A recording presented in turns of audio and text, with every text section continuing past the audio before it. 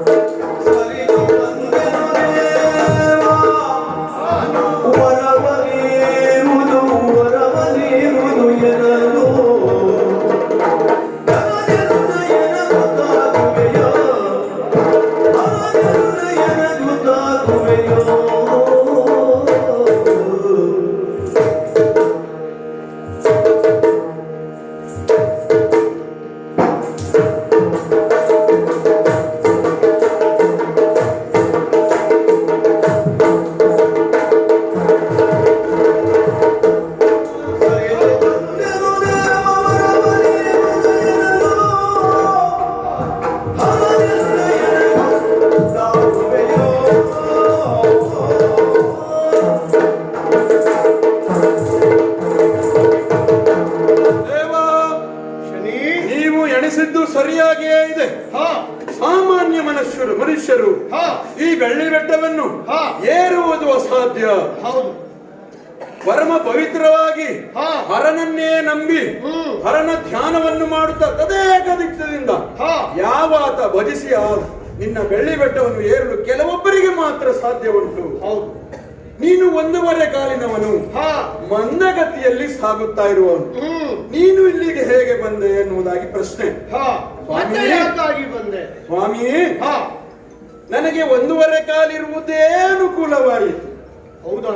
ಈ ಬೆಳ್ಳಿ ಬೆಟ್ಟ ಎನ್ನುವುದು ಎತ್ತರ ಹಾಗೂ ತಗ್ಗುಗಳ ಪ್ರದೇಶದಿಂದ ಕೂಡಿರುವಂತ ಹಿಮಚ್ಛಾದಿತವಾದಂತಹ ಪ್ರದೇಶ. ನಾನು ಒಂದು ಚಿಕ್ಕ ಗಿಡ್ಡಗಾಲಿನವನಲ್ವೋ, ಆ ಎತ್ತರ ಸರಿಯಾಗಿರುವ ಕಾಲನ್ನ ತಗ್ಗು ಪ್ರದೇಶದಲ್ಲೂ ಗಿಡ್ಡಾಗಿರುವಂತಹ ಕಾಲನ್ನ ಎತ್ತರ ಪ್ರದೇಶದಲ್ಲಿ ಇಟ್ಟು ಏರುತ್ತಾ ಏರುತ್ತಾ ಸುಲಭವಾಗಿ ಬಂದು ಮುಟ್ಟಿದೆ. ಸಮತೋಲನವನ್ನು ಕಾಯ್ದುಕೊಂಡು ಇಲ್ಲಿಗಾಗಿ ಬಂದೆ. ಸರಿ ಸರಿ ಸರಿ.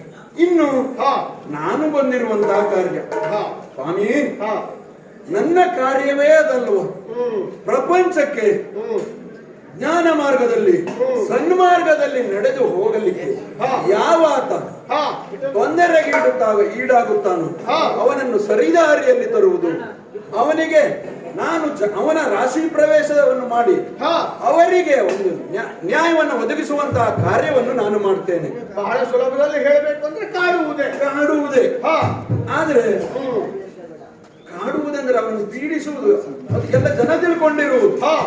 ಆದರೆ ನಾನು ಕೊಡುವಾಗ ಏನು ಕೊಡ್ತೇನೆ ಅವರಿಗೆ, ಧನ ಸಂಪತ್ತನ್ನ ಕೊಡುವಾಗ ಎರಡರಷ್ಟು ಕೊಡ್ತೇನೆ. ಹಾಗೆಯೇ ಸಂಚರಿಸುತ್ತಿರುವಂತಹ ಸಂದರ್ಭ ಒಮ್ಮೆ ನಿಮ್ಮತ್ತ ದೃಷ್ಟಿ ಬೀರಿದೆ. ನಿಮಗೆ ದ್ವಾದಶ ಅಂದರೆ ಯಾವಾತನ ರಾಶಿಯಲ್ಲಿ ದ್ವಾದಶವು ಕಾಣುತ್ತದೆಯೋ ಆ ದಿನ ಈ ಶನಿಯ ಪ್ರವೇಶ ಆಗ್ತದೆ. ಅದು ಹಾಗಲ್ಲ, ನಿಮ್ಮ ರಾಶಿ ಚಕ್ರವೇ ಆ ರೀತಿಯಾಗಿ. ಹಾಗಾಗಿ ಕೇವಲ ಕಾಡಲಿಕ್ಕೆ ಬಂದದ್ದು ಅಂತ ತಿಳ್ಕೊಳ್ಬಾರದು. ಸಾಮಾನ್ಯ ಜನವಿಗಾದ್ರೆ ಕೇಳುವುದಲ್ಲ, ಹೋಗಿದ್ದಾಗುವುದೇ ಮೇಲೆ ಗೊತ್ತಾಗ್ತದೆ ಈತ ಬಂದು ತಾಗಿದ್ದಾನೆ ಎನ್ನುವುದು. ಆದ್ರೆ ತಮ್ಮಂತವರು ತ್ರಿಮೂರ್ತಿಗಳಲ್ಲಿ ಒಬ್ಬರಾದಂತವ್ರು ನಿಮ್ಮನ್ನು ನಾನು ಬಂದು ಹಾಗೆ ಕಾಡ್ಲಿಕ್ಕೆ ಆಗ್ತದ್ಯಾ? ಸಾಧ್ಯವೇ ಇಲ್ಲ. ಒಂದು ಒಪ್ಪಿಗೆ ಬೇಕಾಗ್ತದೆ. ಜೊತೆಗೆ ನಾನು ಕಾಡುವುದಕ್ಕೆ ಬಂದದ್ದಲ್ಲ, ನಿಮ್ಮ ರಾಶಿ ಪ್ರವೇಶ ಮಾಡಲಿಕ್ಕೆ ವರವಾಗಿ ಕೊಡಬೇಕಂತ ಸಕಾಸ್ತು. ಹೌದಲ್ವಾ? ಯಾರು ಭಕ್ತಿಯಿಂದ ನನ್ನನ್ನ ಕೇಳುತ್ತಾರೋ ಅದರಿಂದ ಇಲ್ಲ ಎನ್ನುವನು ಅಲ್ಲವೇ ಅಲ್ಲ ಈ ಶಿವ. ಹಾಗಾಗಿ ನೀನು ಕೇಳಿದೆಯಲ್ಲ, ಇಟ್ಟಿದ್ದೆ. ಪ್ರವೇಶ ಮಾಡುವುದ ಈಗಲೇ ಶುರು ಮಾಡ್ತೀಯಾ? ನೀವು ಒಪ್ಪಿಗೆ ಕೊಟ್ಟರೆ ವರ ನೀಡುತ್ತೀರಿ ಅಂದ್ರೆ ಪ್ರವೇಶ ಮಾಡುವುದೇ. ಹಾಗಾಗ್ಲಿಕ್ಕಿಲ್ಲ. ಯಾಕೆ ಗೊತ್ತುಂಟಾ? ತ್ರಿಮೂರ್ತಿಗಳಲ್ಲಿ ಒಬ್ಬರಾದಂತಹ ನಮಗೆ ನಮ್ಮದೇ ಆದಂತಹ ಕೆಲವು ಕಾರ್ಯಗಳು ಹೀಗೆ ಅಂತ ನಿರ್ಣಯವಾಗಿರ್ತದೆ. ಹಾಗಾಗಿ ಭಕ್ತರನ್ನ ಎಲ್ಲರನ್ನ ನಾನು ಇನ್ನೂ ಮಾತನಾಡಿಸಲಿಕ್ಕೆ ಬಹಳಷ್ಟು ಕೆಲಸವಿದೆ. ಹಾಗಿರುವಡೆ ಇಂದಲ್ಲ ನಾಳೆ ಬಾ.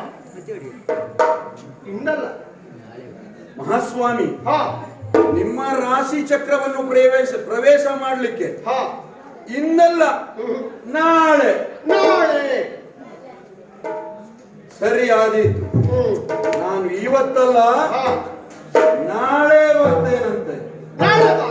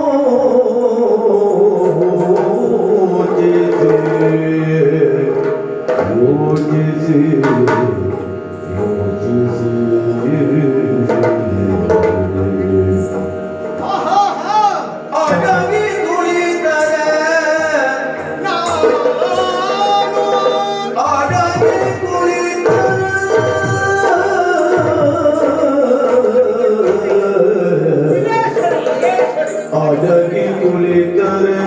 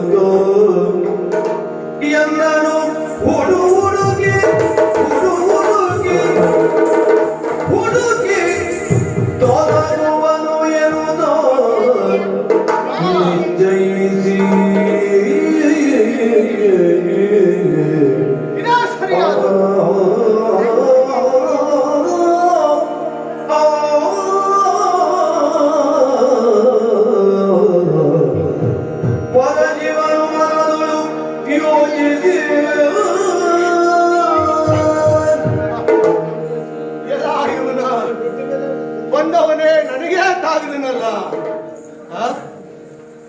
ಏನು ಮಾಡುವುದು? ನಮಗೆ ದ್ವಾದಶ ಬಂದಿದೆ ಎನ್ನುವುದಾಗಿ ಎಚ್ಚರಿಸಿ ಹೋಗಿದ್ದಾನೆ. ಇವ ಬಿಡುವಂತೂ ಅಲ್ಲವೇ ಅಲ್ಲ. ಆದ್ರೆ ಅದಕ್ಕಾಗಿ ಉಪಾಯವಾಗಿ ಹೇಳಿ ಕಳಿಸಿದ್ದೇನೆ. ಇನ್ನಲ್ಲ ನಾಳೆ ಎಂಬುದಾಗಿ ಹೇಳಿ ಕಳಿಸಿದ್ದೇನೆ. ಆದರೆ ನಾಳೆ ಎನ್ನುವುದು ಬಂದೇ ಬರುತ್ತದಲ್ಲ, ಏನು ಮಾಡುವುದು? ಇವತ್ತೇನೋ ತಪ್ಪಿಸ್ಕೊಂಡ್ರು ನಾಳೆಗಿದ್ದದ್ದೇ ಇದು. ಹಾಗಾಗಿ ಅದಕ್ಕೆ ಬಹಳವಾಗಿ ಯೋಚಿಸಿ ಒಂದು ನಿರ್ಣಯಕ್ಕೆ ಬಂದಿದ್ದೇನೆ. ಅವನು ಇಲ್ಲಿಗೆ ಬರ್ತಾನೆ ಇರಬೇಕಾದ್ರಿಗೆ. ಅವನು ಬಂದ ಎಂತಾದರೆ, ಅವನ ಕಣ್ಣಿಗೆ ನಾನು ಬಿದ್ದೆ ಎಂತಾದರೆ ಅವನು ನನ್ನನ್ನು ಕಾಣಿಯೇ ಕಾಡುತ್ತಾನೆ. ಆ ತೊಂದರೆಯನ್ನು ನೀಗಿಸಿಕೊಳ್ಳಬೇಕು ಎಂತಾದರೆ ಒಂದು ಉಪಾಯವಿದೆ. ಭೂಲೋಕಕ್ಕೆ ಹೋಗಿ ಬಿದಿರಿನ ಮೆಳೆಯಲ್ಲಿ ಒಂದು ಸಣ್ಣ ಇರುವೆಯಾಗಿ ನಾನು ಅವಿತಿಕೊಂಡೆ ಎಂತಾದರೆ ಇವನ ಕಣ್ಣಿಗೆ ಅಷ್ಟು ಸುಲಭದಲ್ಲಿ ಬೀಳಲಿಕ್ಕೆ ಸಾಧ್ಯವಿಲ್ಲ. ಮತ್ತೆ ಶನಿ ಪ್ರವೇಶವಾಗಬೇಕು ಅಂತಾದರೆ ಇಂತಹ ಗಳಿಗೆ ಅಂತ ಇರ್ತದೆ. ಆ ಗಳಿಗೆ ಏನಾದರೂ ತಪ್ಪಿತು ಎಂತಾದರೆ ಮತ್ತೆ ಇವ ಬಂದ ದಾರಿಗೆ ಸುಂಕವಿಲ್ಲ ಎಂದು ಹೋಗುವುದೇ. ಹಾಗಾದ್ರೆ ಹೇಗಾದರೂ ಮಾಡಿ ಇವನಿಂದ ತಪ್ಪಿಸಿಕೊಳ್ಳುವುದಕ್ಕಾಗಲಿ ಭೂಲೋಕಕ್ಕೆ ಹೋಗಿ ಬಿದಿರಿನ ಮೆಳೆಯಲ್ಲಿ ಇರುವೆಯಾಗಿರುತ್ತೇನೆ.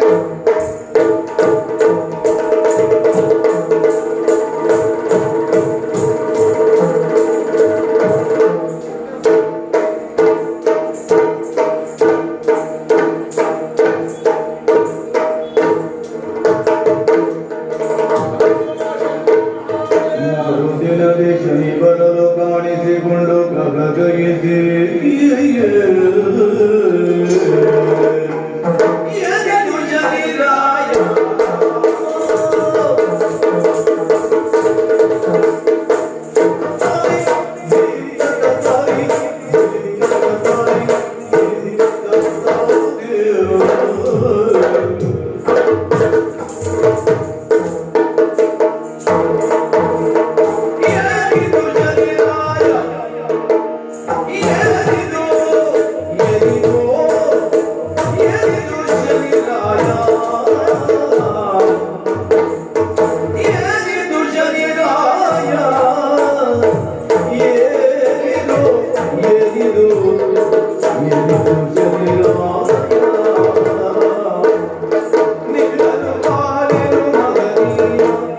ನಿನ್ನನು ಕಾಣೆನೋ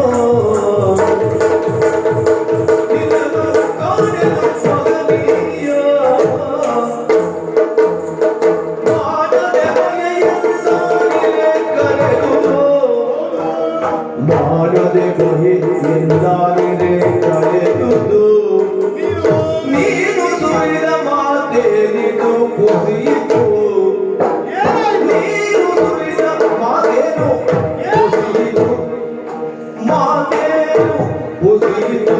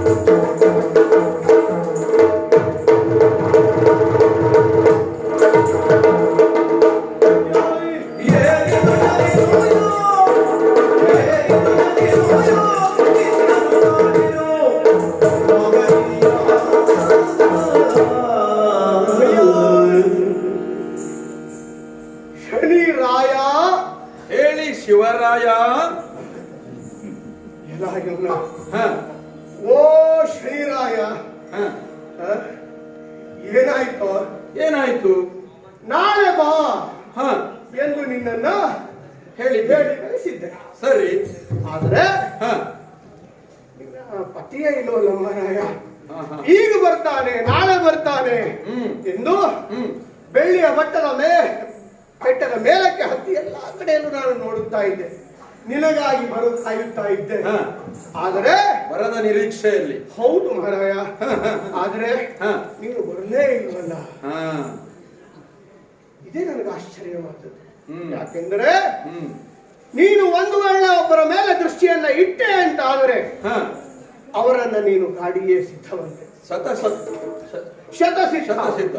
ಹಾಗಿರುವಡೆ ಹ ನನಗೆ ಆಶ್ಚರ್ಯವಾಗ್ತದೆ. ಹ್ಮ್ ಕಾಡಿ ಬೇಡಿ ನನ್ನಿಂದ ನೀನು ವೇಳೆಯನ್ನ ಪಡೆದುಕೊಂಡು ಹೋದವ ಹೊರ ರೂಪದಲ್ಲಿ. ಹೌದು. ಹ ಹಾಗಾಗಿ ನಾನು ಕೊಟ್ಟವನೇ ಹೌದು. ಹ್ಮ್ ಆದರೆ ಹ. ನೀನು ಬರದೇ ಇರುವುದು ನನಗೆ ಪರಮಾಶ್ಚರ್ಯವಾಯಿತು ಮಹಾರಾಯ. ಹೌದಾ? ಹೌದು. ನೀನು ಆಡಿದಂತಹ ಮಾತು ಸುಳ್ಳಾಯಿತಲ್ಲ, ಪುಸಿಯಾಯಿತಲ್ಲ.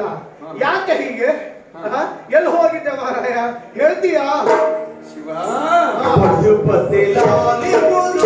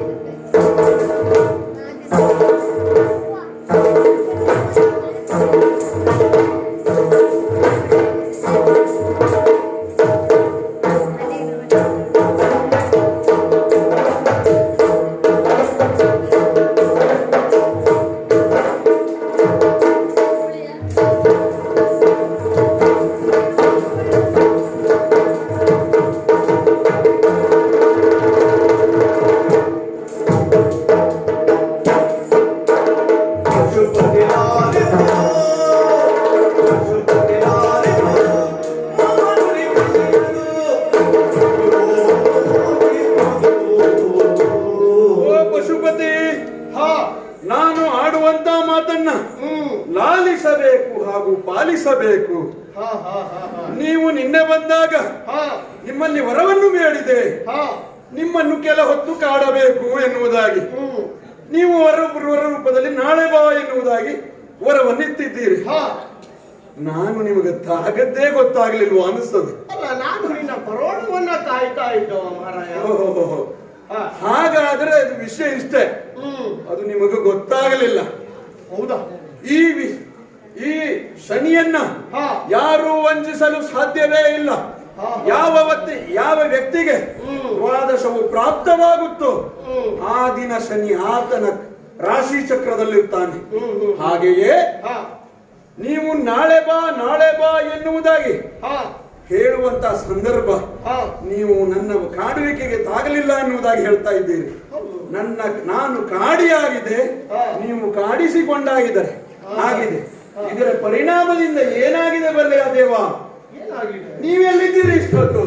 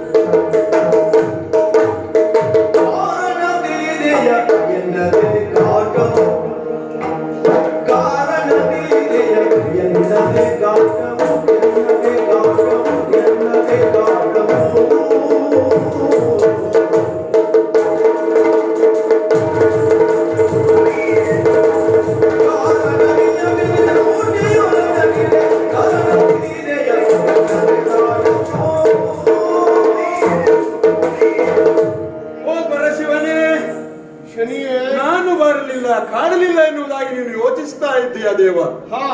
ನಾನು ಎಂದೋ ಬಂದಾಗಿದೆ, ಜೊತೆಗೆ ನನ್ನಿಂದ ನೀನು ಭಯಭೀತನಾಗಿ ಅದರನ್ನ ಕಾಡಿಸಿಕೊಂಡಿದ್ದು ಆಗಿದೆ. ಹೇಗೆ ನಾಳೆ ಬಾ ಎನ್ನುವುದಾಗಿ ನೀನು ಹೇಳು ಕಳಿಸಿದ ತಕ್ಷಣವೇ ನಾನು ನಿನ್ನನ್ನು ಕಾಡಲಿಕ್ಕೆ ಪ್ರಾರಂಭಿಸಿದೆ. ಹೌದಾ? ಅದು ಹೇಗೆ? ನನ್ನ ಕಾಡುವಿಕೆಯ ಪರಿಣಾಮ ನಿನ್ನ ಮೇಲೆ ಹೇಗಾಯಿತು? ಒಮ್ಮೆ ಯೋಚಿಸಿ ನೋಡು ದೇವ. ಭೂಲೋಕದಲ್ಲಿರುವಂತಹ ಅಥವಾ ಪ್ರಪಂಚದಲ್ಲಿರುವಂತಹ ಭಕ್ತರು ಬೇಡಿದಾಗ ಅಗ್ಗದಲ್ಲಿ ದೊರೆಯುವಂತಹ ದೇವ ನೀವು. ಈ ಶನಿ ಬಂದು ನಿಮ್ಮನ್ನು ಕಾಡಬೇಕು ದೇವ ಎನ್ನುವುದಾಗಿ ಕೇಳಿದಾಗ ಇಂದೆಲ್ಲ ನಾಳೆ ಬಾ ಎಂದಾಗೆ ನಿಮ್ಮನ್ನು ಕಾಡಿದ್ದು ನಾನು. ನಿಮ್ಮ ರಾಶಿ ಚಕ್ರದಲ್ಲಿ ಪ್ರವೇಶ ಮಾಡಿ ಆಗಿಯಾಗಿತ್ತು ನಾನು. ಹಾಗಾಗಿ ಅಲ್ಲೇ ನನ್ನ ಪ್ರವೇಶವಾಗಿದೆ. ಇನ್ನೂ ಮುಂದುವರಿದು ನಾನು ಹೋದ ನಂತರದಲ್ಲಿ ಇವನ ಕಣ್ಣಿಗೆ ಕಾಣಬಾರದು ಎನ್ನುವ ದೃಷ್ಟಿಯಲ್ಲಿ ಭೂಲೋಕದಲ್ಲಿ ಹೋಗಿ ಬೀದಿರ ಓಟೆಯಲ್ಲಿ ಒಂದು ಜಂತುವಾಗಿ ಇರುವೆಯಾಗಿ ಸೇರಿಕೊಂಡ ಎಲ್ಲ ದೇವ. ಅದು ನನ್ನ ಪ್ರಭಾವ. ಇಷ್ಟೆಲ್ಲ ಆಯಿತಲ್ಲ, ಅದು ನಿಮಗೆ ಗೊತ್ತಾಗ್ಲಿಲ್ಲ ದೇವ. ನಿಮ್ಮ ಸ್ಥಾನ ಪಲ್ಲಟವೋ ನಿಮ್ಮ ರಾಶಿ ಚಕ್ರದ ನಿಮ್ಮ ಮಾನ ಹೋಗುತ್ತದೆ ಎನ್ನುವಂತಹ ಆ ಭೀತಿಯು ನನ್ನ ಪ್ರವೇಶವಾಗಿ ಆಗಿದೆ. ನಾನು ನಿಮ್ಮ ಕಾಡಿಯಾಗಿದೆ ದೇವ.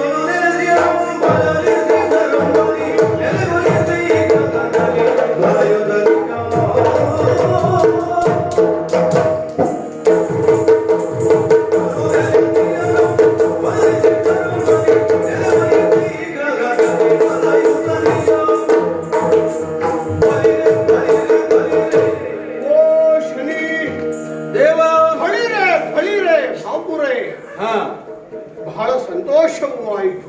ಆಯ್ತಲ್ವಾ ದೇವ? ಮೆಚ್ಚಿದೆ ಮಹಾರಾಯ. ಮೆಚ್ಚಿ ಈಗ ನನಗೆ ಅರ್ಥವಾಗುತ್ತಾ ಇದೆ. ಏನು? ಇವ ಬಂದರೆ ಏನು ಮಾಡಿಯಾನು? ಇವನ ಕಣ್ಣನ್ನೇ ನಾನು ತಪ್ಪಿಸಿ ಬಿದ್ದಿರೋ ಓಟೆಯಲ್ಲಿ ಇರುವೆಯಾಗಿ ಇದ್ದೆ ಅಂತಾದ್ರೆ ಇವ ಹೇಗೆ ನನ್ನನ್ನು ಹುಡುಕುತ್ತಾನೆ ಎನ್ನುವುದಾಗಿ ಆಗಲಿ ಅಂತೆ. ಶಿವನ ಲೀಲೆ ಹೆಚ್ಚು, ಶನಿಯ ಪ್ರಭಾವ ಹೆಚ್ಚು ಎನ್ನುವುದಾಗಿ ಒಂದು ತಾರ್ಕಿಕವಾದಂತಹ ನಿರ್ಣಯಕ್ಕೆ ಬರಬೇಕಾಗಿತ್ತು. ಬಳಿರೆ ಬಳಿರೆ ಮೆಚ್ಚಿದ್ದೇನೆ, ಧನ್ಯೋಸ್ಮಿ ಅನ್ನೋದಾಗಿ ಹೇಳ್ತಾರೆ. ಅವನಿಯಲ್ಲಿ ನಿನ್ನ ಕಣ್ಣನ್ನ ತಪ್ಪಿಸಿ ಸಾಧ್ಯವೇ ಇಲ್ಲ. ಇವರನ್ನ ಕಾಣಬೇಕು ಅಂತಾದರೆ ಅವರನ್ನ ಕಾಣದೆ ಬಿಡುವವನು ನೀನು ಅಲ್ಲವೇ ಅಲ್ಲ. ತ್ರಿಮೂರ್ತಿಗಳಲ್ಲೇ ನೀನು ಬಿಟ್ಟವನಲ್ಲ. ಹಾಗಿರುವಾಗ ನಿನ್ನ ಪ್ರಭಾವವೇ ಹೆಚ್ಚು ಎನ್ನುವುದನ್ನು ನಾನು ಒಪ್ಪಿಕೊಳ್ಳುತ್ತಾ ಇದ್ದೇನೆ. ಮತ್ತೆ ಇನ್ನೊಂದು ವಿಚಾರ ಏನು? ಇಲ್ಲಿಯ ತನಕ ನೀನು ಶನಿಶ್ಚರನಾಗಿದ್ದೆ, ಅಂದರೆ ಮಂದಗತಿಯವನು, ಮಂದಗತಿಯಲ್ಲಿ ಚಲಿಸುವವನು ನೀನಾಗಿದ್ದೆ. ಆದರೆ ಇನ್ನು ಮುಂದೆ ಈ ಶಿವನಿಂದ ಕರುಣಿಸಲ್ಪಟ್ಟಂತಹ ಇನ್ನೊಂದು ಹೆಸರು ನಿನಗೆ ಶನೀಶ್ವರ. ಶನೀಶ್ವರ ಎನ್ನುವುದಾಗಿ ಲೋಕದಲ್ಲಿ ಭಯ ಹಾಗೂ ಭಕ್ತಿ ಇವೆರಡರ ಸಮ್ಮಿಳಿತವಾಯಿತು ಎಂತಾದರೆ ಧರ್ಮ ಸ್ಥಾಪನೆಗೆ ಅದು ನಾಂದಿಯಾಗುತ್ತದೆ ಎಂಬುದೇ ಅರ್ಥ. ಶನೀಶ್ವರ, ಶನಿಯಾಗಿ ನೀನು, ಈಶ್ವರನಾಗಿ ನಾನು ಜೊತೆಯಲ್ಲಿ ಇದ್ದೆವು ಅಂತಾದರೆ ಅದು ಧರ್ಮ ಸ್ಥಾಪನೆಯ ಕಾರ್ಯಕ್ಕೆ ಇರಬೇಕು. ದೇವ ಧರ್ಮಗ್ಲಾನಿಯಾದಾಗ, ತಪ್ಪು ದಾರಿಯಲ್ಲಿ ಹೋಗುವಾಗ ಅದನ್ನು ಅಲ್ಲೇ ಲಯಗೊಳಿಸಬೇಕು. ಹಾಗಾಗಿ ಲಯಕರ್ತನಾದ ನೀನು ನನ್ನ ಜೊತೆಯಲ್ಲಿದ್ದೀಯ ಎನ್ನುವುದಾಗಿ ಹೇಳ್ತಾ ಇದ್ದೀಯ.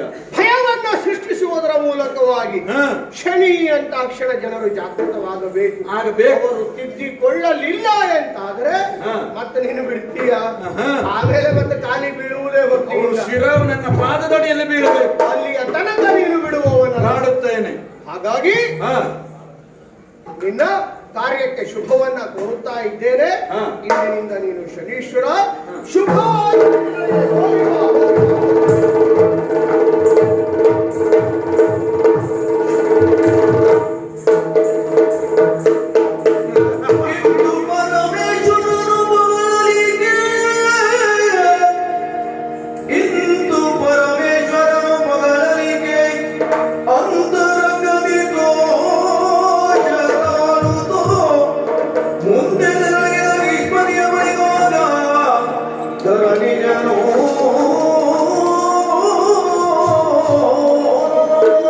ಅಂತೂ ಒಂದು ನಿರ್ಣಯವಾದ ಹಾಗಾಯಿತು.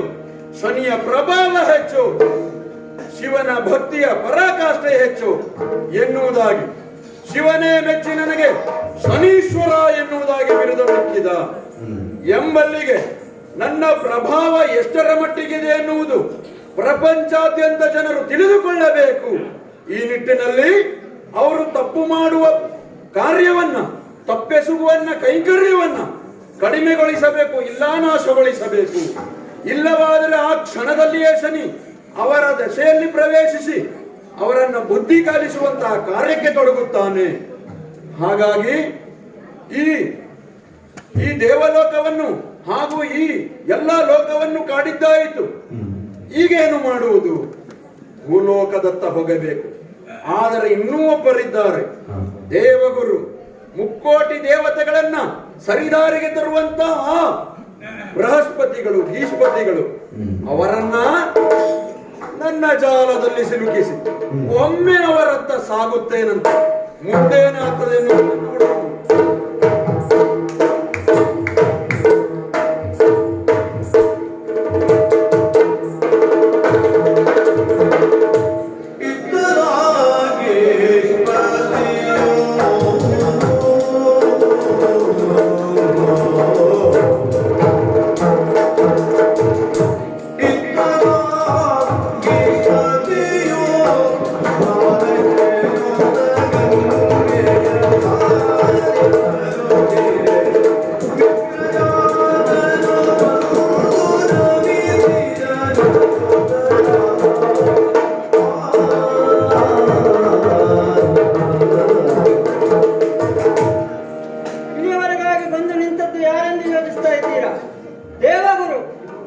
ಬದುಕಿನಲ್ಲಿ ಸಾಧನೆ ಎನ್ನುವುದು ವೇದನೆಯಲ್ಲ, ಅದೊಂದು ಶೋಧನೆ ಎನ್ನುವುದಾಗಿ ಅರ್ಥೈಸಿಕೊಂಡವನು ನಾನು.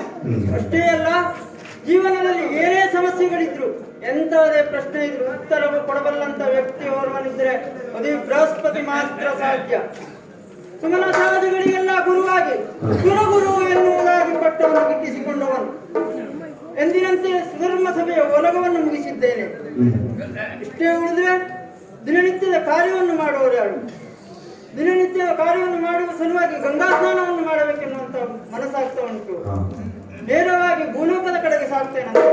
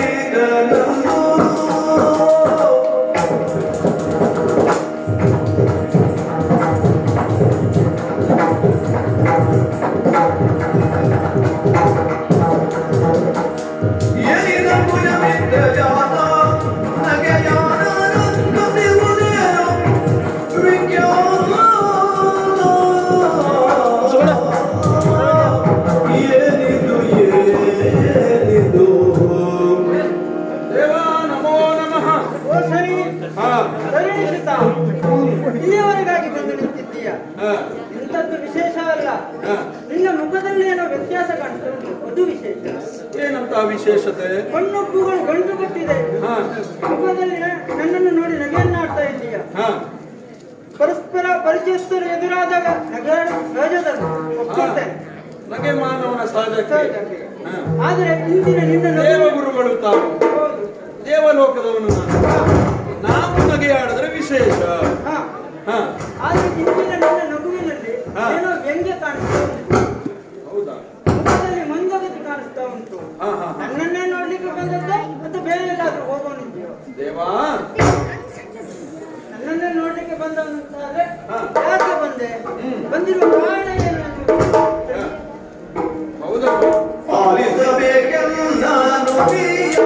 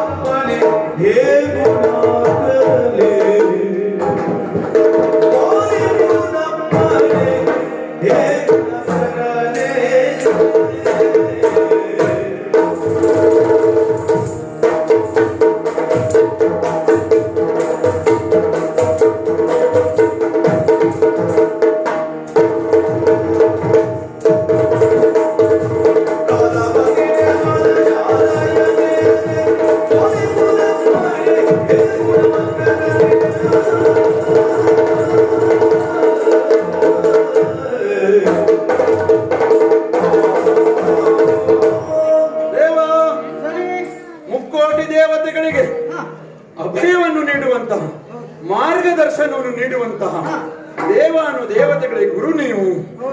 ನನ್ನ ಮಾತನ್ನ ಲಾಲಿಸಿ ಕೇಳಬೇಕು. ಈ ಶನಿಯೊಬ್ಬ ಒಬ್ಬ ವ್ಯಕ್ತಿಯ ಹತ್ತಿರ ಅಥವಾ ಒಬ್ಬ ದೇವ ಮಾನವನಾಗಿರಬಹುದು, ದೇವಲೋಕದ ವ್ಯಕ್ತಿಗಳಾಗಿರಬಹುದು, ಜೊತೆಯಲ್ಲಿ ಹೋಗ್ತಾ ಇದ್ದಾರೆ ಅಂತಂದ್ರೆ ಆ ಶನಿಯ ವಕ್ರದೃಷ್ಟಿ ಆತನ ಮೇಲಾಗುತ್ತದೆ ಎನ್ನುವುದೇ ಸೂಚನೆ. ನೀವೋ ನಿಮ್ಮಂತವರು ಸಾಮಾನ್ಯರೇನು ಅಲ್ಲವಲ್ಲ, ಹಾಗೆ ಹೋಗಿ ಕಾಡುವುದಕ್ಕಾಗ್ತದೆಯಾ? ಸಾಧ್ಯವಿಲ್ಲ. ಮೇಲಾಗಿ ನೀವು ಆ ದೇವತೆಗಳಿಗೆಲ್ಲ ಕಷ್ಟ ಬಂದಾಗ ಅವರನ್ನು ಕೊರೆಯುವುದಕ್ಕಾಗಿಯೇ ಇರುವವರು. ನಾನು ಸಂಚರಿಸುತ್ತಿರುವಂತಹ ಸಂದರ್ಭ ಇಂದು ನಿಮಗೆ ದ್ವಾದಶ ಗೊತ್ತಿರಬಹುದು ಗುರುಗಳು. ಗ್ರಹಗತಿಯಲ್ಲಿ ಅಥವಾ ಗ್ರಹ ಮಂಡಲದಲ್ಲಿ ನನಗಿಂತಲೂ ಮೊದಲೇ ಬರುವವರು ನೀವು, ನಿಮ್ಮ ಹಿಂದೆ ಸಂಚರಿಸುವವನು ನಾನು. ಗುರುಗಳಿಗೆ ಎಲ್ಲವೂ ತಿಳಿದಿರುತ್ತದೆ. ಆದರೆ ಒಮ್ಮೆ ಈತ ಯಾಕೆ ಬಂದ ಎನ್ನುವುದಾಗಿ ನೀವು ಚಿಂತಿಸ್ತೀರಿ ಅಲ್ಲವಾ? ವ್ಯಕ್ತಿಯೊಬ್ಬನ ಜೀವನದಲ್ಲಿ ಪಂಚಮವೋ ಅಷ್ಟಮವೋ ಕ್ರೂರವಾಗಿರ್ತದಂತೆ. ದ್ವಾದಶ ಸ್ವಲ್ಪ ನನಗೆ ಅವರ ರಾಶಿಯಲ್ಲಿ ಪ್ರವೇಶ ಮಾಡಲು ಅನುಕೂಲವಾದಂತಹ ಸ್ಥಳ ಅದು. ಹಾಗಾಗಿ ದ್ವಾದಶ ನಿಮಗೆ ನಿಮ್ಮ ಗ್ರಹಗತಿಯಲ್ಲಿ ಒಮ್ಮೆ ಯೋಚಿಸಿ ನೋಡಿ. ಆ ಗ್ರಹಗತಿಯಲ್ಲಿ ನಾನು ಪ್ರವೇಶಿಸುವುದಕ್ಕೆ ಸೂಕ್ತ ಕಾಲ ಇದು. ನನಗೊಂದು ಅವಕಾಶ ಮಾಡಿಕೊಡ್ತೀರಾ ದೇವಾ? ನೀನು ಬಂದು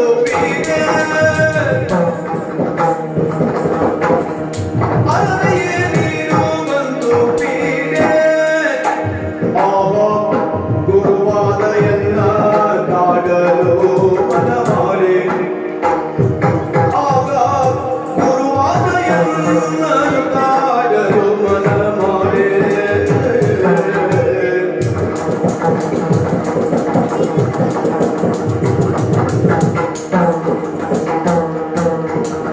ದುರಿತವಲ್ಲವೇ ಶಿಷ್ಯ ತೆರಳಯ್ಯ ನೀನು, ದುರಿತವಲ್ಲವೇ ಶಿಷ್ಯ ತೆರಳಯ್ಯ ನೀನು. ಪರಮ ಸತ್ಯಾತ್ಮನು ಸುರಗುರು ನಾನು, ಪರಮ ಸತ್ಯಾತ್ಮನು ಸುರಗುರು ನಾನು, ಸುರಗುರು ನಾನು.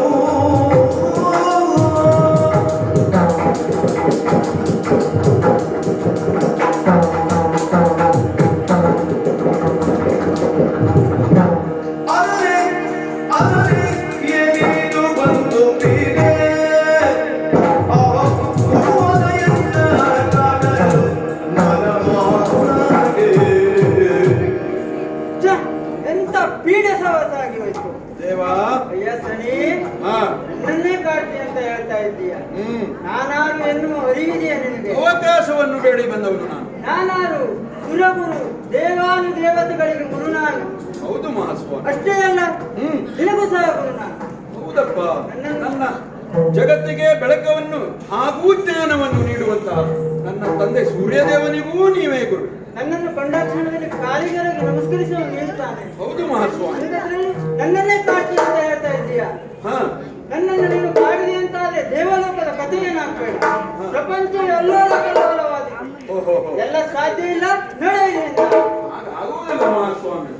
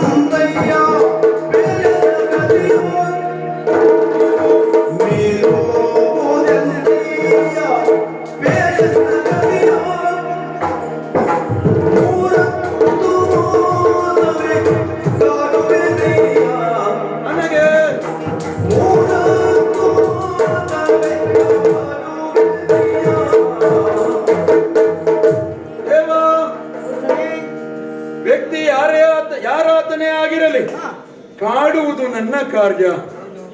ಪ್ರಪಂಚದಲ್ಲಿ ಧರ್ಮ ಗ್ಲಾನಿಯಾದಾಗ ಸರಿಪಡಿಸುವುದು ಇದು ನನಗೆ ಶ್ರೀಹರಿಯ ಆಜ್ಞೆ. ನಾನಾಗಿ ಬಂದದ್ದಲ್ಲ, ಶ್ರೀಹರಿಯ ಆಜ್ಞೆಯ ಮೇರೆಗೆ ನಾನು ಅಲ್ಲಲ್ಲಿ ಹೆಂಜರಿಸುತ್ತಾ ಇರುವವನು. ಒಂದೊಮ್ಮೆ ನಿಮಗೆ ಇವತ್ತು ದ್ವಾಸ ಎಂದು ನಾನು ಕಾಡದೆ ಹೋದರೆ ದೇವಲೋಕದ ಜನರಿಗೆ ದೇವಲೋಕದ ಇರುವವರಿಗೆ ಒಂದು ನ್ಯಾಯ, ಭೂಲೋಕದಲ್ಲಿರುವವರಿಗೆ ಒಂದು ನ್ಯಾಯ ಎನ್ನುವುದಾಗಿ ಆಗ್ತದೆ. ಹಾಗಾಗಿ ನಾನು ಕಾಡುವುದೇ, ಇದರಲ್ಲಿ ಎರಡು ಮಾತಿಲ್ಲ. ನಿಮ್ಮನ್ನು ಕಾಡುವುದೇ ಒಂದು ಅವಕಾಶ ಬೇಕು. ಯಾವ ತರವಾದ ಅವಕಾಶ? 30 ವರ್ಷ ಅಲ್ಲ, 50 ವರ್ಷ ಕಾಡುವುದಲ್ಲ. ನಾನು ಅರಿತುಕೊಂಡಿದ್ದೇನೆ, ದೇವಾನುದೇವತೆಗಳಿಗೆ ಅಭಯಹಸ್ತವನ್ನು ನೀಡುವವರು ನೀವು. ಹಾಗಾಗಿ ಕಡಿಮೆ ಅವಧಿ, ಕೇವಲ 30 ಮಾಸ, 30 ತಿಂಗಳು ನಿಮ್ಮನ್ನು ಕಾಡಿ ನಿಮ್ಮ ರಾಶಿ ಚಕ್ರದಲ್ಲಿ ಪ್ರವೇಶಿಸಬೇಕು. ಅನುಮತಿಯನ್ನ ನೀಡ್ತೀರಾ ದೇವ? ಅವಕಾಶ ಕೊಡು ಅಂತ ನಾನು ಹೇಳ್ತಾ ಇದ್ದೀನಿ. ಅವಕಾಶ ಕೊಡ್ತೇನೆ ಅಂತ, ಆದ್ರೆ ಈಗ ಆಗುದಿಲ್ಲ. ಸ್ನಾನಕ್ಕೆ ಅಂತ ನೀವು ಹೊರಟಿರುವುದು ಸ್ನಾನಕ್ಕೆ. ಈಗ ಅವಕಾಶ ಕೊಡಿ, ಸ್ನಾನಕ್ಕೆ ಹೋಗುವ. ನಾನು ಬಿಡುವವನಲ್ಲ. ಇವತ್ತೇ ನಿಮ್ಮನ್ನು ಕಾಡುವುದೇ, ಇವತ್ತೇ ನಿಮ್ಮಲ್ಲಿ ಪ್ರವೇಶಿಸುವುದು.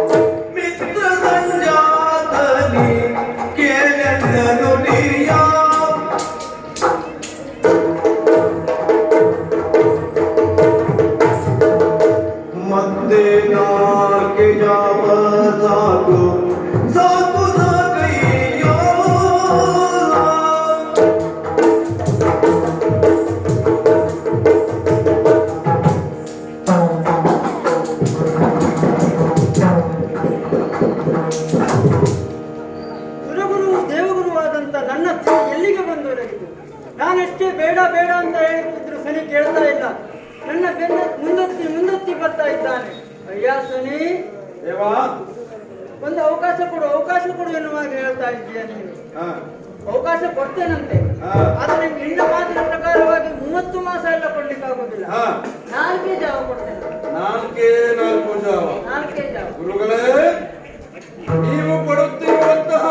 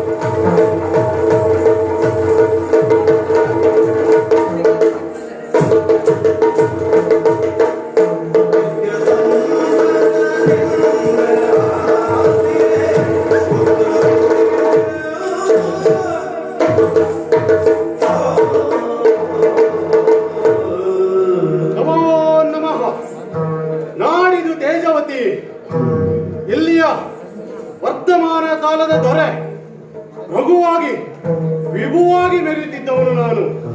ಸ್ವಾಮಿ, ದೇವತೆಗಳ ಅನುಗ್ರಹ ನಮ್ಮ ಸ್ವಸಾಮರ್ಥ್ಯದಿಂದ ಚಕ್ರವರ್ತಿಯಾಗಿ ಮೆರೆಯುತ್ತಿದ್ದೇನೆ ಎಂಬಲ್ಲಿಗೆ ರಾಜಕೀಯವಾಗಿ ಸುಭದ್ರ, ಹಾಗೆಯೇ ಸಾಂಸಾರಿಕವಾಗಿ ಮನದ ಇಚ್ಛೆಯನ್ನ ಅರೆತು ನಡೆಯುವಂತಹ ಮಡದಿ, ಹಾಗೆ ಎರಡು ಕಣ್ಣುಗಳ ಹಾಗೆ ಪುತ್ರರಿರುವರು. ಸತ್ಯ ಸುರುತ ಸತ್ಯ ಶೇಖರನೆಂಬ ನಾಮಧೇಯವನ್ನಿಟ್ಟಿದ್ದೇನೆ ಅವರಿಗೆ. ಮಕ್ಕಳು ಯೋಗ್ಯ ರೀತಿಯಲ್ಲಿ ಶಿಕ್ಷಿತರಾಗಿ ಮುಂದಿನ ಈ ರಾಜ್ಯವನ್ನು ಆಳ್ಬೇಕಲ್ವಾ? ಹಾಗಾಗಿ ಅವರನ್ನ ಯೋಗ್ಯ ಗುರುಮಠಕ್ಕೆ ಕಳಿಸಿ ಉತ್ತಮ ಗುರುಗಳಿಂದ ವಿದ್ಯಾಭ್ಯಾಸವನ್ನು ಕೊಡಿಸಿದವನು ನಾನು ಎಂಬಲ್ಲಿಗೆ ರಾಜಕೀಯವಾಗಿ ಹಾಗೂ ಸಾಂಸಾರಿಕವಾಗಿ ಸುಭದ್ರತೆಯನ್ನು, ಶಾಂತಿಯನ್ನು, ನೆಮ್ಮದಿಯನ್ನು ಕಂಡುಕೊಂಡದ್ದು ಈ ಭೃಗುವಿನ ಪಾಲಿಗಿದೆ. ಸ್ವಾಮಿ, ನಿತ್ಯದಂತೆ ಓಲಗವನ್ನು ಕೊಟ್ಟಿದ್ದೇನೆ. ಮಕ್ಕಳು ಬರುವ ನಿರೀಕ್ಷೆಯಲ್ಲಿದ್ದವನು ನಾನು. ನೋಡೋಣ ಅಂತ.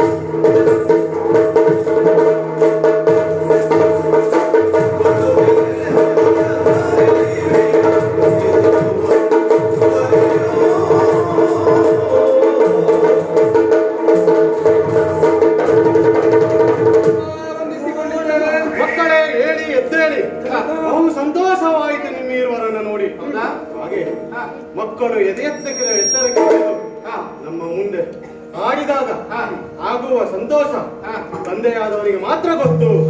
ಹಾಗೆ ಹಾ. ನೀವೀರನ್ನು ನೋಡಿ ಬಹು ಸಂತೋಷಗೊಂಡೆ. ಹಾಗೆ ನೋಡ್ತಾ ಇದ್ದೇನೆ ಮಕ್ಕಳೇ, ಏನು? ನೀವೇನೋ ಬಂದಿರಿ, ವಂದಿಸಿದಿರಿ.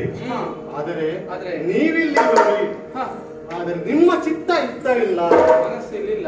ಇಲ್ಲ. ಹಾ. ತಂದೆ ಅದು ನನಗೆ ಅರ್ಥ ಆಗ್ತದೆ. ಹಾ. ಎತ್ತವೋ ಯೋಚಿಸುತ್ತಾ ಹಾ. ನೀವಿಲ್ಲಿ ನನ್ನ ಮುಂದೆ ಬಂದು ನಿಂತಿದ್ದೀರ. ಏನಾದ್ರೂ ಹೇಳುವ ವಿಷಯವಿದ್ದರೆ ಹಾ. ನನ್ನಲ್ಲಿ ಹೊರಗಿ ತಂದೆಯಾದ ನಾನು ನಿಮಗೆ ಅದಕ್ಕೆ ಬೇಕಾದ ಉತ್ತರವನ್ನು ಕೊಡ್ತೇನೆ. ಹೇಳುವುದಕ್ಕಾಗಿಯೇ ಓಡೋಡಿ ಬಂದದಲ್ವಾ? ಹೇಳಿ. ಜನಗಳಾಲಿದು ನಾವು ಧನುವಿದ್ಯೆ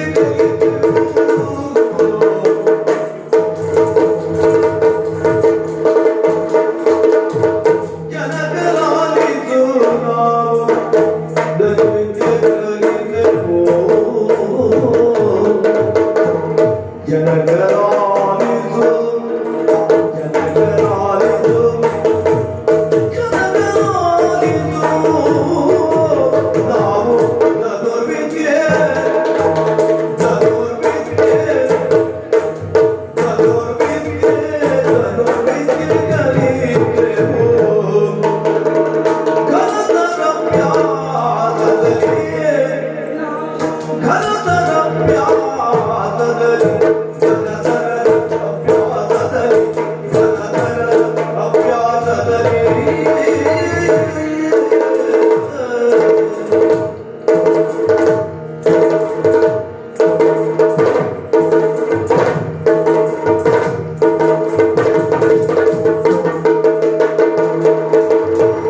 ವನದಲ್ಲಿ ನೆಲೆಸಿದ ಕನಕದ ಬೇಗೆಗೆ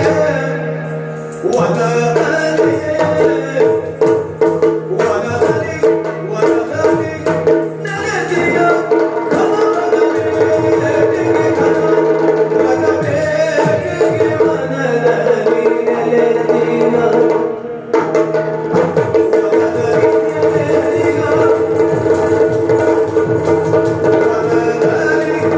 ನೆಲೆಸಿದ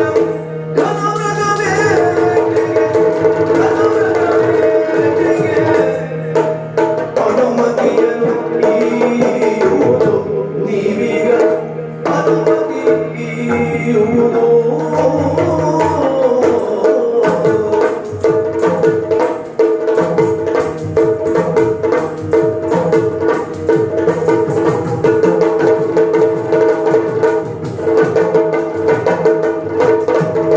ವನದಲ್ಲಿ ನೆಲೆಸಿದ ಕನಕದ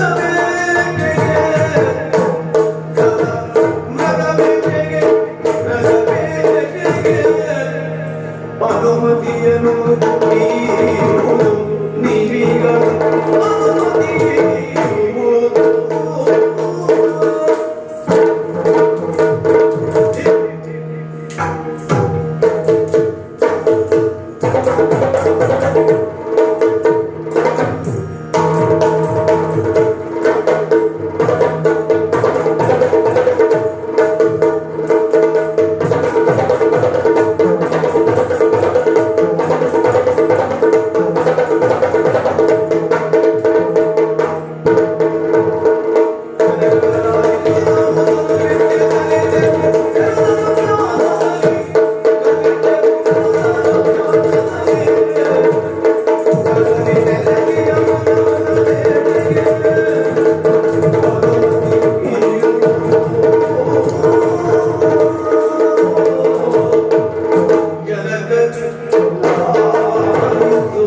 ಜನಕ, ಮಕ್ಕಳೇ. ನನ್ನ ಮಾತನ್ನು ದಯವಿಟ್ಟು ಆಲಿಸಬೇಕು ಮತ್ತು ಪಾಲಿಸಬೇಕು. ಹಾ ಹಾ.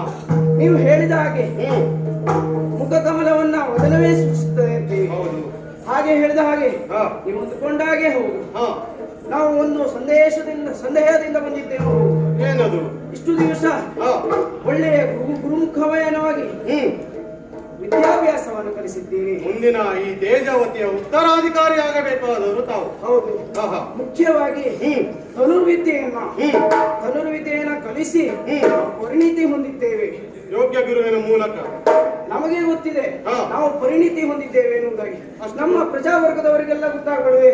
ಕಲಿತ ವಿದ್ಯೆ ಸಾರ್ಥಕವಾಗಬೇಕು. ಹೌದು, ಹಾ, ಹಾ. ಸಾರ್ಥಕವಾಗಬೇಕು ಅಂತಾದ್ರೆ ನಾವು ಮುಂದೆ ಹ್ಮ್. ಈ ನಾಡನ್ನ ಆಳ್ಬೇಕು ಅಂತ ಆದ್ರೆ ಹಾ, ಹಾ. ಕಲಿತ ವಿದ್ಯೆಯೊಮ್ಮೆ ಪ್ರದರ್ಶನಕ್ಕೆ ಕೊಡಬೇಕಾಗ್ತದೆ. ಉತ್ತಮ ವಿಚಾರ. ಹೌದು. ಹಾ, ಹಾ. ಹಾಗಾಗಿ ಒಂದು ಅವಕಾಶವನ್ನು ಕೊಟ್ಟಿರಿ ಅಂತ ಆದ್ರೆ ಹೋಗಿ ಬರ್ತೇವೆ.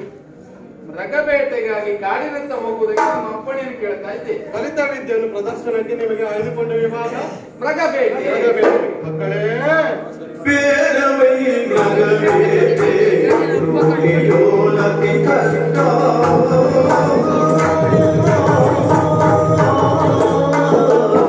ಬೇರವೈ ಮೃಗವೇಟೆ ರೂಢಿಯೋಲತಿ ಕಷ್ಟ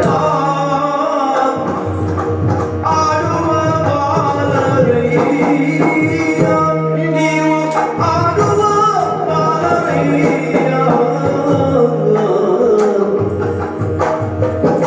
ಕಾಡು ಯುವಕ ಪಡು ನಾಡು ರಕ್ಕದ ಬೀಡು ನಾಡು ಕಾಡು ಯುವಕ ಪಡು ಕಾಡು ರಕ್ಕದ ಬೀಡು ಕೇಳಬಹುದಯ್ಯ ಮುಂದೆ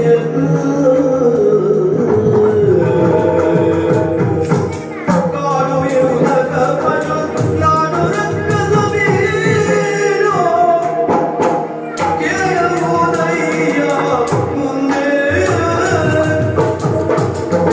ಮಕ್ಕಳೇ, ಕಲಿತ ವಿದ್ಯೆಯನ್ನು ಪ್ರದರ್ಶಿಸುವುದು ಉತ್ತಮ ವಿಚಾರ. ಆದರೆ ಪ್ರದರ್ಶನಗೊಳ್ಳಬೇಕಾದದ್ದು ಎಲ್ಲಿ ಅನ್ನೋದು ಮಹತ್ವವಾಗಿರುತ್ತದೆ. ನೀವೇನು ಧನುರ್ವಿದ್ಯೆ ಕಲಿತಿದ್ದೀರಿ, ಪ್ರದರ್ಶನಕ್ಕೆ ಆಯ್ದುಕೊಂಡ ವಿಭಾಗ ಕಾಡು. ಆದರೆ ನನಗೊಂದಲಕ್ಕಿರ್ತದಲ್ಲ, ಮಕ್ಕಳು ಎಷ್ಟೇ ಎತ್ತರಕ್ಕೆ ಬೆಳೆದರು ತಂದೆ ತಾಯಿಯ ಪಾಲಿಗೆ ಚಿಕ್ಕವರು. ಹಾಗಾಗಿ ನನ್ನದೊಂದು ಭಿನ್ನಹ ನಿಮ್ಮಲ್ಲಿ. ಕಾಡೆಂದರೆ ಸಾಮಾನ್ಯವಲ್ಲ, ಕೂಳ ಮೃಗಗಳ ವಾಸಸ್ಥಾನ. ಘೋರ ರಕ್ಕಸರಿರುತ್ತಾರೆ. ನಾಡಿನ ಹಾಗಲ್ಲ, ಆಟ ಆಡುವ ಅಂಗಳವಾಗಿರುವುದಿಲ್ಲ. ಅದು ಬಹು ಕಷ್ಟವಾಗಿರುತ್ತದೆ. ಹಾಗೆ ನಿಮಗೇನಾದರೂ ತೊಂದರೆಯಾದರೆ ತಕ್ಷಣ ಬಂದು ತಲುಪಲು ಅರಮನೆಯಿಂದ ಬಹುದೂರವಿರುತ್ತೀರಿ ಎಂಬಲ್ಲಿಗೆ ನಿಮ್ಮ ಕಾಡಿನ ಬೇಟೆಯ ವಿಚಾರವನ್ನ ಬಿಟ್ಟು ಬಿಡಿ. ಪ್ರದರ್ಶನಕ್ಕಾಗಿ ಬೇರೊಂದು ವಿಭಾಗವನ್ನು ಆಯ್ದುಕೊಳ್ಳಿದ್ರೆ ಒಳ್ಳೆಯದು. ಅಪ್ಪ, ಇಷ್ಟು ಹೆದರಿದ್ರೆ ಹೇಗೆ? ಕೇಳುವವನಿಗೆ ಅಂಜೆ ಓಡಿದರು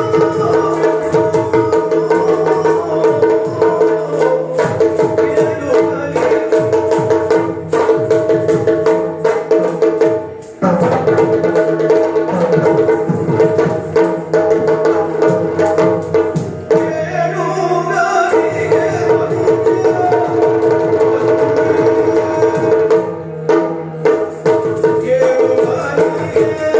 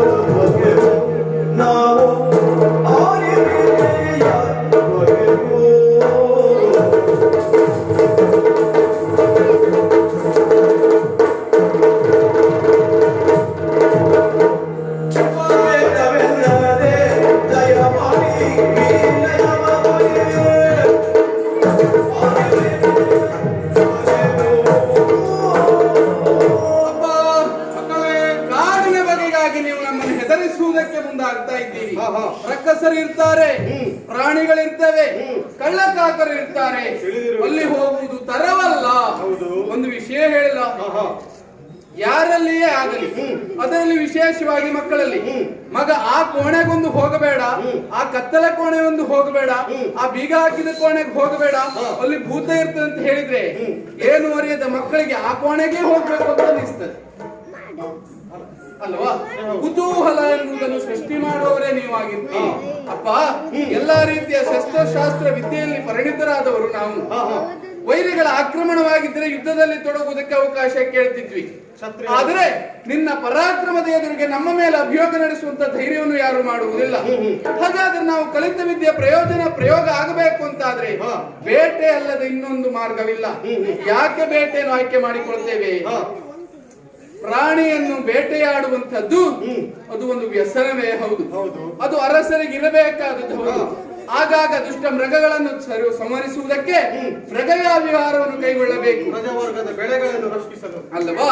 ನೀವು ಮಾಡಬೇಕಾದ ಕಾರ್ಯವನ್ನು ನಾವು ಮಾಡ್ತೇವೆ. ಯಾಕೆ? ನಮಗೆ ಜವಾಬ್ದಾರಿ ಅನ್ನೋದೀಗ ಹೆಚ್ಚಾಗುವುದಿಲ್ಲವೇ? ಕಾಡಿಗೆ ಹೋಗುವುದಕ್ಕೆ ಹೆದರುವ ಮಕ್ಕಳು ಮುಂದೆ ರಾಜ್ಯವನ್ನು ಹೇಗೆ ಆಳಿಯಾರು ಎನ್ನುವ ಪ್ರಶ್ನೆಗೆ ಬರುವುದಿಲ್ಲವೇ? ಸಭೆಯಲ್ಲಿ ಕುಳಿತ ನಿಮ್ಮೆದುರಿಗೆ ಬಂದು ಅಪ್ಪಣೆ ಕೇಳಿದಾಗ ಒಂದು ವೇಳೆ ನೀವು ಅಪ್ಪಣೆ ಕೊಡಲಿಲ್ಲ ಅಂತಾದ್ರೆ ಕುಳಿತ ಇವರೇ ಹೇಳುವುದಿಲ್ವಾ? ಆ ಮಕ್ಕಳು ಕಾಡಿಗೆ ಹೋಗ್ತೇನೆ ಅಂತಾದ್ರೂ ಅರಸರಿಗೆ ಅಪ್ಪಣೆ ಕೊಡುವುದಕ್ಕೆ ಧೈರ್ಯ ಇಲ್ಲ, ನಾಳೆ ಅಧಿಕಾರ ಹೇಗೆ ಕೊಡ್ತಾರಂತವರೇ ಮಾತಾಡಿಕೊಳ್ಳುವುದಿಲ್ವಾ? ಹಾಗಾಗಿ ಇಂಥ ಸಣ್ಣ ವಿಷಯಕ್ಕೆ ನಾವು ಹೆದರಿ ಅಂಜಿ ಮನೆಯಲ್ಲಿ ಕೋಣೆಯಲ್ಲೇ ಕುಳಿತು ಆಟ ಆಡುವುದು, ಊಟ ಮಾಡುವುದು ಮಾಡಿದ್ರೆ ಸಾಮಾನ್ಯರಿಗೂ ನಮಗೆ ವ್ಯತ್ಯಾಸ ಇರುವುದಿಲ್ವ ಅಪ್ಪಯ್ಯ? ಹಾಗಾಗಿ ಯಾವ ಚಿಂತೆ ಮಾಡಬೇಡಿ. ವೈರಿಗಳಿಗೆ ಸಿಂಹ ಸದಸ್ಯರು ನೀವು. ಸಿಂಹನ ಹೊಟ್ಟೆಯಲ್ಲಿ ಸಿಂಹದ ಮರಿಗಳೇ ಜನಿಸಿವೆ ಹೊರತು ಜಂಬುಕದ ಮರಿಗಳಲ್ಲ. ನಮ್ಮ ಪರಾಕ್ರಮ ಅಲ್ವಾ? ನಮ್ಮ ಪರಾಕ್ರಮದ ಮೇಲೆ ನಿಮಗೆ ಅಪನಂಬಿಕೆಯೇ? ಬಿಟ್ಟು ಬಿಡಿ. ಸಣ್ಣವರು ತಂದೆ ತಾಯಿಗಳ ಎದುರಿಗೆ ಯಾವಾಗಲೂ ಸಣ್ಣವರೇ. ಹಾಗಾಗಿ ಒಮ್ಮೆ ಮಮಕಾರದಿಂದ ಈಚೆ ಬಂದು ನಮಗೆ ಅಪ್ಪಣೆಯನ್ನು ಕೊಡಿ, ಆದಷ್ಟು ಬೇಗ ಬೇಟೆಯಾಡಿ ಬರ್ತೇವೆ. ಅಕ್ಕಳೇ, ನಿಮ್ಮ ವಿರೋಚಿತ ಮಾತುಗಳನ್ನು ಕೇಳಿ ಸಂತೋಷ ಪಟ್ಟೆ. ಹಾಗಾಗಿ ಜಗಬೇಟಿಗೆ ತೆರಳಿದ ನೀವು ಕತ್ತಲೆಯಾಗುವುದರೊಳಗೆ ಅರಮನೆ ಕೋಣೆಯಲ್ಲಿ ಖಂಡಿತವಾಗಿ ಹೋಗಿ ಬರ್ತೇವೆ.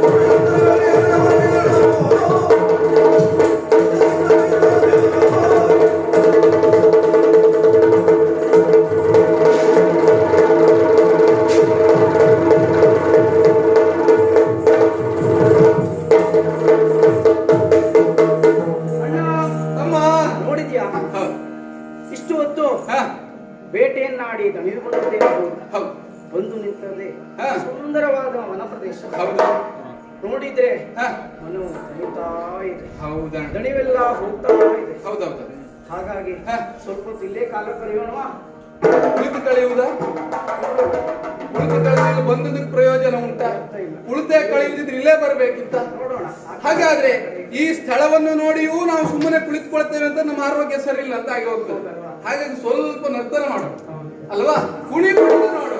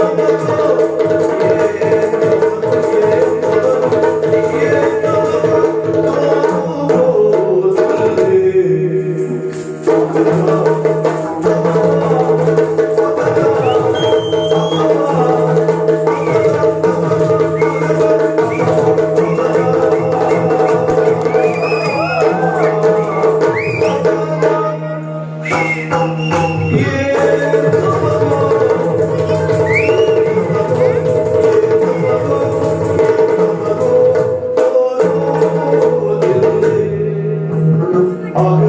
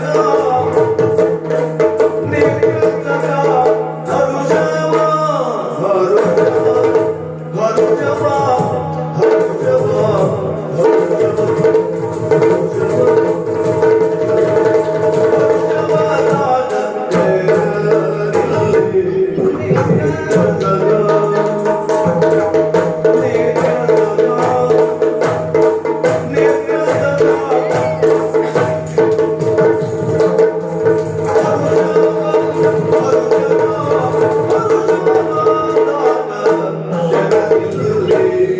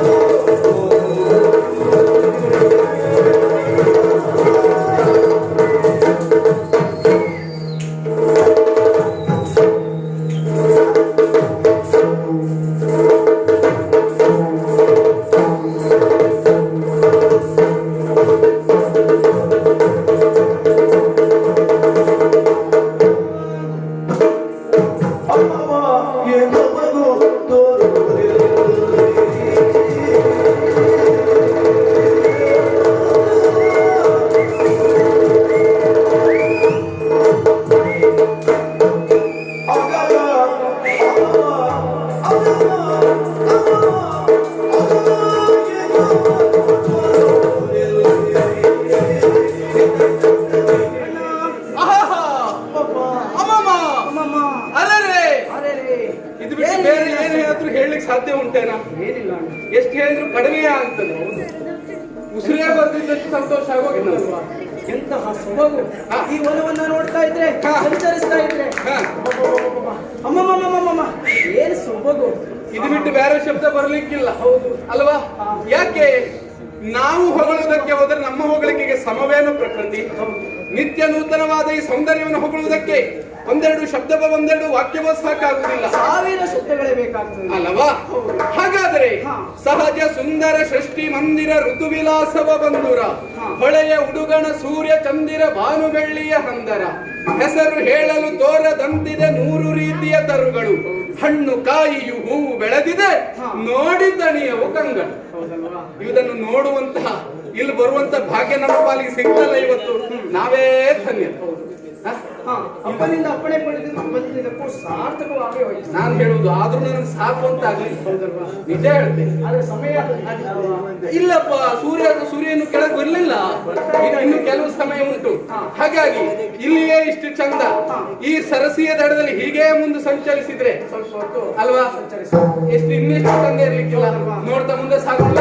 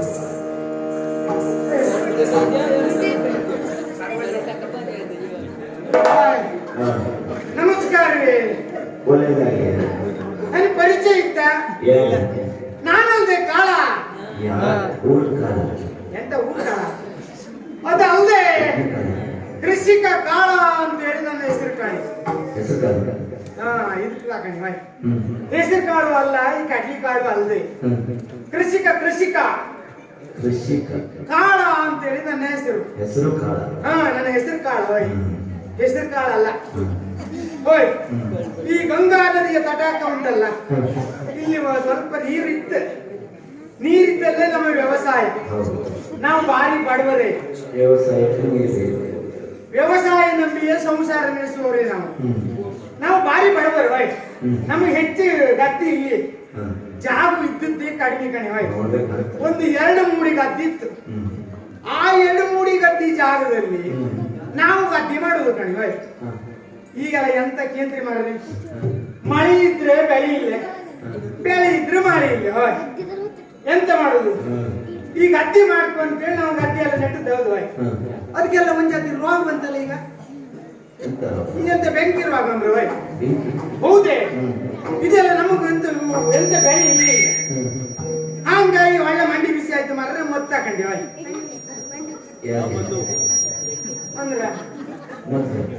ಅಂದ್ರೆ ನಾವು ಸಾಯೋಕೆ ಅಂತ ಹೇಳಿ ಮೊತ್ತ ಹಾಕೊಂಡ ಅದ ಅಲ್ಲದೆ ಈ ಬೆಂಕಿ ರೋಗ ಬಂತಲ್ದ ಅದಕ್ಕೊಂದು ಮದ್ದು ಹೊಡಿಬೇಕು ಬಾಯ್ ಈ ರೋಗಕ್ಕೆ ಮದ್ದು ಹೊಡಿವ ಅಂತೇಳಿ ಮದ್ದು ತಗೊಂಡಿವ ಮದ್ದು ಹೊಡೆದ್ನೆ ಮದ್ದು ಹೊಡೆದ ಮ್ಯಾಂಕಿ ಅಂತ ಕೇಂದ್ರಿ ಮಾರ್ರೆ ಎಲ್ಲ ಕುದುರೆ ಬಂತೆ ಕುದುರೆ ಬಂದದ್ದೆಲ್ಲ ಅಲ್ಲಲ್ಲಲ್ಲ ಇತ್ತು ಕಣಿವ ಮುಂದೆ ಗೊತ್ತಿದೆ ಮೇಲೆ ಬರ್ತೀರಿ ಮಾರ್ರೆ ಇದು ಎಂತ ಮಾಡ್ಕೊಂತೇಳಿ ನಮ್ಗೆ ಒಂದೊಮ್ಮೆ ಮಂಡಿ ಬಿಸಿ ಆದಂದ್ರೆ ಹಂಗಿಂಗ ಅಲ್ಲದೆ ಆಮೇಲೆ ಮಾಡಿದ ಎಣ್ಣೆ ಇದಾಕೊಂಡಿವ ಅಂದ್ರೆ ಇಲ್ಲಿ ಓ ನೀವು ಒಟ್ಟಿಗೆ ಎಣ್ಣೆ ಅಂತ್ರಿ ಅದ ಅಲ್ಲದೆ ಮಂಡಿ ಬಿಸಿ ಆಯ್ತಾ ಎಣ್ಣೆ ತಕೊಂಡಿ ತಲೆಗೆ ಹಾಕ್ತಂದ್ರೆ ಎಣ್ಣೆ ತಗೊಂಡಿ ಆಮೇಲೆ ಇದು ಆಪದಲ್ಲ ಹೋಪದಲ್ಲ ಅಂತ ಹೇಳಿ ನಾನು ವ್ಯವಸಾಯ ಬಿಟ್ಟಿ ಕಣಿವ ವ್ಯವಸಾಯ ಅಂದ್ರೆ ಎಂತ ಬಿಟ್ಟದ್ದು ಈಗ ಅದ್ದಿ ಮಾಡುದು ಬಿಟ್ಟಿ ಹೌದೇ ಮೊನ್ನೆ ಒಂದು ಹಗ್ಗ ತಗೊಂಡಲ್ಲ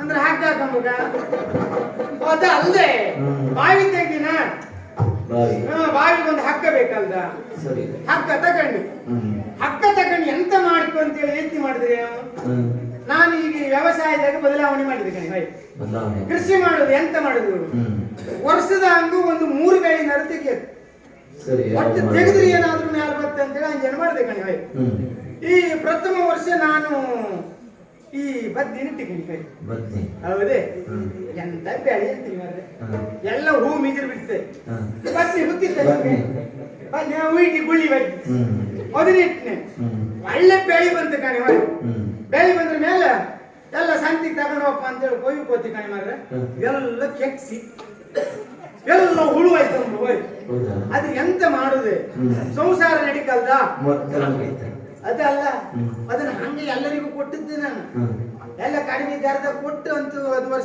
ಅದೊಂದು ಕೈ ತೊಳ್ಕೊಂಡ್ ಆಯ್ತಾ ಇನ್ನು ಈ ಬದಲಿ ಬೇಡ ಅಂತೇಳಿ ನಾ ಚಾವಂತಿ ನೆಟ್ಟಿ ನೋಡಿ ಚಾವಂತಿ ಹಾ ಒಳ್ಳೆ ಬೆಳೆ ಬಂತು ಒಳ್ಳೆ ಬೆಳೆ ಅಂದ್ರೆ ಅಂತಿದ್ದೆ ಬೆಳೆ ಅಂತೆ ಆಮೇಲೆ ಎಂತ ಕೇಂದ್ರಿ ಮಾರ್ರೆ ಉದ್ರು ಹಾಗೆ ನಾನು ಸಂತಿ ತಗೊಂಡು ಹೋಗ್ತಿ ನೋಡ್ತಿ ಮಾರ್ರೆ ಉದ್ರು ಹೂ ಕಟ್ಟಿ ಮಾರ್ರೆ ಸಣ್ಣ ಹುಳ ಇತ್ತು ನೋಡಿ ಎಲ್ಲ ಕಂಡವರೆಲ್ಲ ಅದ್ರಲ್ಲಿ ಬೀಸಿ ಹೊಡೆದ್ ನಮ್ಗೆ ತಾಕೊಂಡವ್ರೆಲ್ಲ ಕೊಟ್ಟದ್ದೆ ಕಣಿ ಇದು ಎಂತ ಆಯ್ತಾ ಹುಳು ಆಯ್ತಲ್ಲ ನಮ್ಗೆ ಅಂತ ನಾವು ದುಡ್ಡು ಕೊಟ್ಟು ತಿನ್ಬೇಕೇನ ಅಂತೇಳಿ ಜೋರ ಆದ್ದು ಇದು ಆಪದ ಅಲ್ಲ ಅಂತೇಳಿ ಯೋಚನೆ ಮಾಡದಿ ಮಾರ್ರೆ ಇದು ನಮ್ಮ ಗ್ರಾಚಾರ ಅಲ್ದ ಹಂಗಾಗಿ ನಾವು ಒಂದು ದಿವಸ ಈ ಗಣಪತಿ ಭಟ್ರ ಮನೆಗೆ ಹೋದಿ ಕಣಿ ಗಣಪತಿ ಭಟ್ರ ಇರ್ತಿಲ್ಲ ಅವ್ರು ಮೂಲೂರ್ದವ್ರೆ ಅವ್ರು ಗೊತ್ತಿಲ್ಲ ಅವ್ರು ಆಟಕ್ಕೆಲ್ಲ ಹೋದ್ರು ಕಣಿ ಆಟಕ್ಕೆಲ್ಲ ಕಾಣ್ತಾರೆ ಅಲ್ಲೂ ಹೋದೆ ನೋಡಿ ಅವ್ರು ಒಳ್ಳೆ ಜಾತಕ ನೋಡುವರೆ ಅವರು ಆಮೇಲೆ ನಾ ಎಂತ ಮಾಡಿದ್ರು ಗೊತ್ತಿತ್ತೆ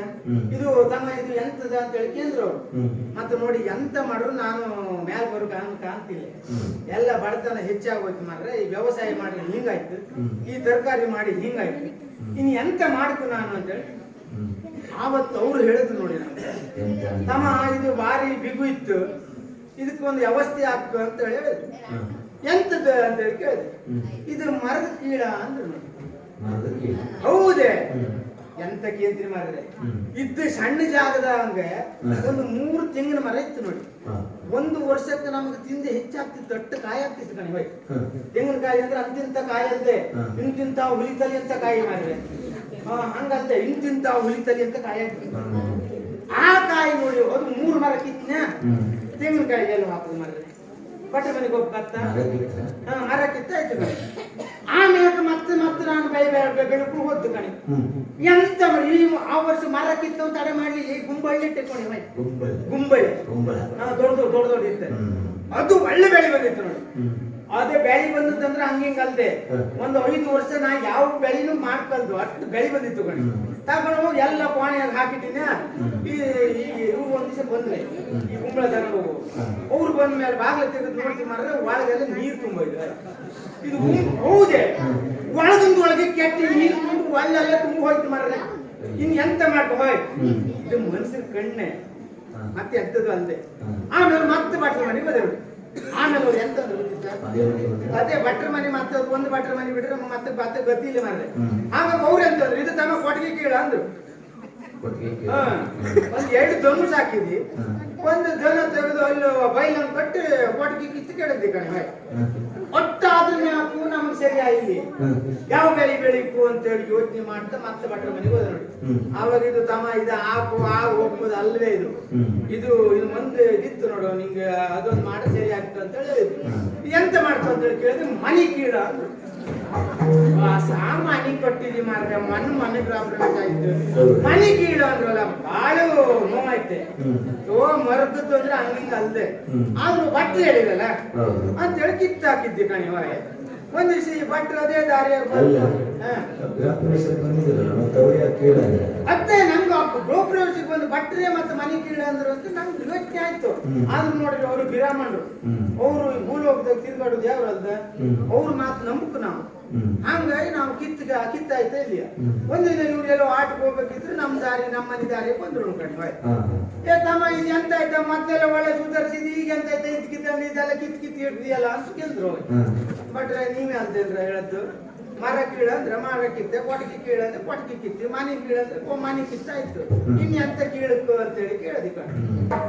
ಏ ಹುಚ್ಚ ನಿಂಗೆ ಎಂತ ಆಯ್ತು ಮಾರಯ್ಯ, ನಾ ಹೇಳದ್ದು ಅದೊಂದ್ ಜಾತಿ ಕೀಳಿತ್ತಂಬ್ರು ಹೋಯ್. ಒಂದು ಮರಕ್ಕೆ ಮನೆಗೆ ಕೊಟ್ಟಿಗೆಲ್ಲ ತಿರುಗ್ತಂಬ್ರು ಕೀಳು. ಒಂದು ಮಾರಯ್ಯ ಅದೊಂದ್ ಜಾತಿ ದೇವು ಮಾರಯ್ಯ. ನಾ ಹೇಳಿದ್ರು ನಿನ್ನ ಮನೆ ಕೀಳು ಹೇಳ್ತಾರೆ ಕೊಟ್ಟಿಗೆ ಕೀಳು. ಏ ದೇವ್ರೆ ನಾ ಮರಗತ್ತು ಅಂದ್ರೆ ಹಂಗಿಂಗ ಅಲ್ಲದೆ ಆಮ್ಯಾಕೆ ಭಟ್ರೆ ನೋಡಿ ಇನ್ನು ಮತ್ತೆ ಕೀಳು ಸುದ್ದಿ ಹೇಳ್ಬೇಡಿ, ಮತ್ತೇನಾದ್ರು ಒಂದು ದಾರಿ ಇದ್ರೆ ಕಾಣಿಸಿ ಅಂತ ಹೇಳಿ ಹೇಳಿದ್ನ್ಯಾ. ಆಮೇಲೆ ಅವ್ರು ಹೇಳಿದ್ರು ನೋಡಿ ಈ ವರ್ಷ ನೀನು ದೇವ್ರು ನಂಬಿ ಕರುಪೂಜದ ಬೆಳೆ ಹಾಕು, ಒಳ್ಳೆ ಬೆಳೆ ಬಂತು. ಆದ್ರೆ ಒಂದು ನೆನಪಿಟ್ಟಗ ಕರುಪೂಜದ ಬೆಳೆ ಪ್ರಥಮ ಬಂದ ಬೆಳೆಯಲ್ಲಿ ಒಂದು ಬ್ರಾಹ್ಮಣರಿಗೆ ದಾನ ಮಾಡ್ಕೋ ಅಂತ ಹೇಳಿ. ಈ ವರ್ಷ ಬೆಳೆ ಅಂದ್ರೆ ಎಂತ ಕೇಂದ್ರಿ ಮಾಡಿದ್ರೆ ನಾವಿನ್ನು ತಿನ್ಲಿಲ್ಲ. ನಾವು ಈ ಬ್ರಾಹ್ಮಣರಿಗೆ ಕೊಟ್ಟ ಮೇಲೆ ತಿಂದು ಅವ್ರು ಹೇಳ್ದ ಹಂಗಿತ್ತಲ್ಲ ಬ್ರಾಹ್ಮಣರು ಹುಡ್ತಾ ನಾವು ಅಂಟಿತ್ತು ಕಣೆ. ಈ ದಾರಿ ಮೇಲೆ ನೋಡಿ ಭೂಲೋಕದಾಗ ತಿರುಗಾಡುದು ಯಾವ್ದು ಅಂದ್ರೆ ಈ ಬ್ರಾಹ್ಮಣರು ಅಂತ ಅವ್ರ ಮೇಲೆ ಬಹಳ ಭಕ್ತಿ ಇತ್ತೆ ನಮಗೂ. ಹಂಗಾಗಿ ಇದು 2 ಹಣ್ಣು ತಕೊಂಡು ಹೊಂಟಿನಿ. 2 ಕಂಡ್ರೆ ಅವ್ರು